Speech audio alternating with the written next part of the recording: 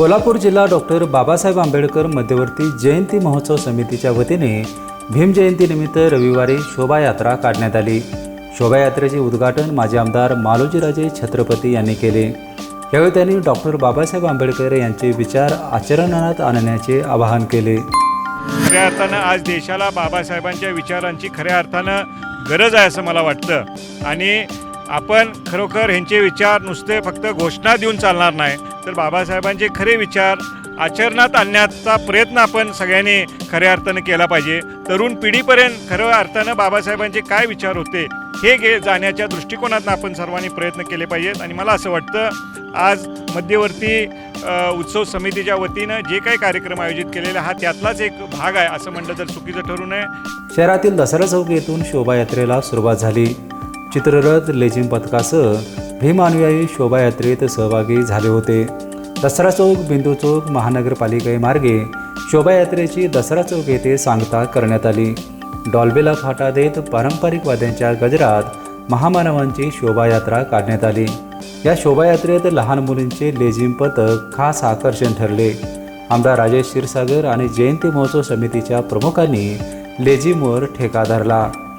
शोभायात्रेनंतर जाहीर व्याख्यानात इतिहास संशोधक इंद्रजित सावंत यांनी डॉक्टर बाबासाहेब आंबेडकर आणि करवीर संस्थांचे ऋणानुबंध दृढ असल्याचे सांगितले, तर मुख्य वक्ते डॉक्टर अभिजित वैद्य यांनी महामानवांच्या विचाराशिवाय भारत कदापिही विश्वगुरू होणार नसल्याचे सांगितले।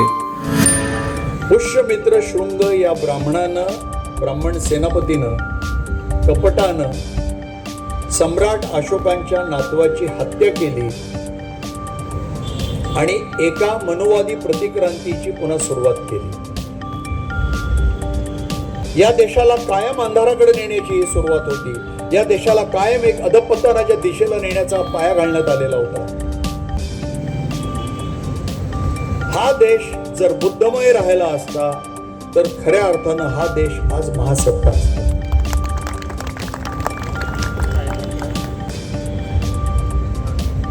महागुरूंच्या मार्गदर्शनाखाली हा देश महासत्ता कधी बनू शकत नाही।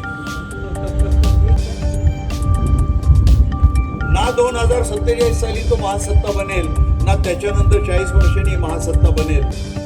मध्यवर्ती समितीचे अध्यक्ष तथा माजी आमदार राजीव आवळे यांनी समितीच्या माध्यमातून वर्षभर सर्व महामानवांच्या जयंत्या साजऱ्या होणार असल्याचे सांगितले।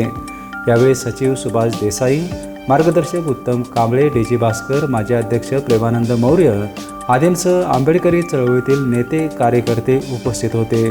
बिपिनसाठी कोल्हापूरहून विजय यशपुत्र।